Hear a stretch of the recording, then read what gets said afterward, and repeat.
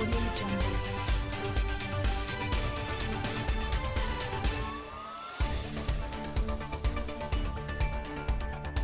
Prince Harry and Meghan Markle want to meet the Queen in a matter of weeks, it is claimed. If the supposed plans are agreed, it will be the first time the monarch has seen her youngest great-grandchild Lilibet.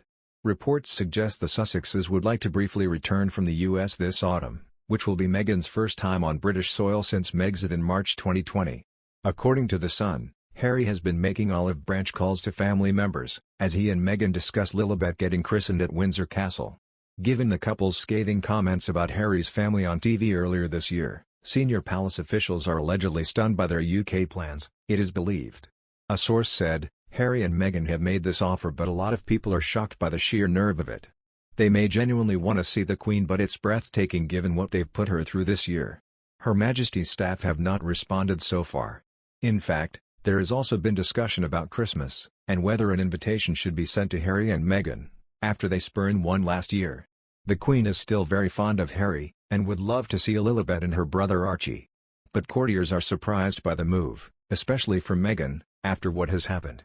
Last month, Princess Diana's former voice coach claimed Harry and Meghan have been chatting with Prince William and Kate Middleton over Zoom. Tensions had been high since the Duke and Sussex's departure from the monarchy last year. In March, Meghan even claimed that Kate had made her cry during her bombshell interview with Oprah Winfrey. However, the royal couples have reportedly been trying to patch things up. Stuart Pearce, author of Diana, The Voice of Change, says the couples are now very close. He told, I know that the four are talking with one another, and they're talking by Zoom, and by FaceTime. They're very close with one another. Another news, Meghan Markle has been attacked by a former U.S. advisor who blasted the Duchess of Sussex for weighing in on big political issues, adding the former actress could provide little to the conversation but her feelings. Former US/UK relations advisor and senior fellow of the Bow Group think tank Lee Cohen told Express.co.uk he found it laughable that Meghan Markle was offering her views on world issues.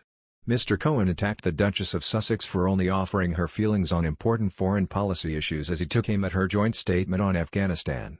The American conservative pondered what credentials the former actress had which gave her authority to use her platform to discuss these issues, and said the only reason anyone listens to her is because of the family she married into. Mr. Cohen was asked whether it was right for Meghan to publish a statement on Afghanistan with the former U.S. advisor slamming the royal weighing in on the topic. He explained, why is someone whose only credentials are as an actor weighing in on important foreign policy issues and current events? It's laughable. Ms. Markle has zero subject matter expertise and can only offer her feelings on issues, and quite frankly, who cares? The only reason Ms. Markle is given a time of day is because of the family she married into and subsequently ran away from. Mr. Cohen also pointed out Meghan and Harry left out mention of President Joe Biden from their joint statement despite the couple having a close relationship with the president. When their interview with Oprah Winfrey aired earlier this year, White House Press Secretary Jen Psaki said the president admired the courage they showed when talking about their issues. But Mr. Cohen noted that Mr. Biden's terrible handling of Afghanistan was not mentioned by the Sussexes in their statement, meaning either they could not muster up a kind word to say about him or were worried that any support for Mr. Biden would be widely condemned.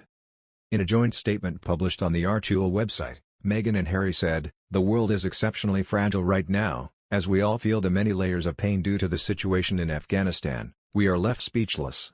As we all watch the growing humanitarian disaster in Haiti, and the threat of it worsening after last weekend's earthquake, we are left heartbroken. And as we all witness the continuing global health crisis, exacerbated by new variants and constant misinformation, we are left scared. When any person or community suffers, a piece of each of us does so with them, whether we realize it or not. And though we are not meant to live in a state of suffering, we, as a people, are being conditioned to accept it. It's easy to find ourselves feeling powerless, but we can put our values into action, together." Mr. Cohen also pleaded for the UK to not cast aside the US for Mr. Biden's unilateral decision to withdraw from Afghanistan, as he wanted the special relationship between the two countries to be maintained. He said Mr. Biden's stint as president will soon pass and the US and UK could move on from the disaster in the Middle East. Australian daytime presenter Alison Langdon sympathised with the Duchess and backed her statement on Afghanistan. She told, "Maybe the counter-argument to that is that there are so many people all around the world really feeling about what is happening in Afghanistan. And for Meghan to add her voice to it isn't such a big deal. I don't like a lot of the stuff she does, but I feel like anytime she does anything she gets slapped down for it." Co-host Carl Stefanovic agreed and did not know what the big issue was. Showbiz reporter Sam Rubin, who was also on the show, said the knives were out for Meghan and that it had been a rotten weekend for the world.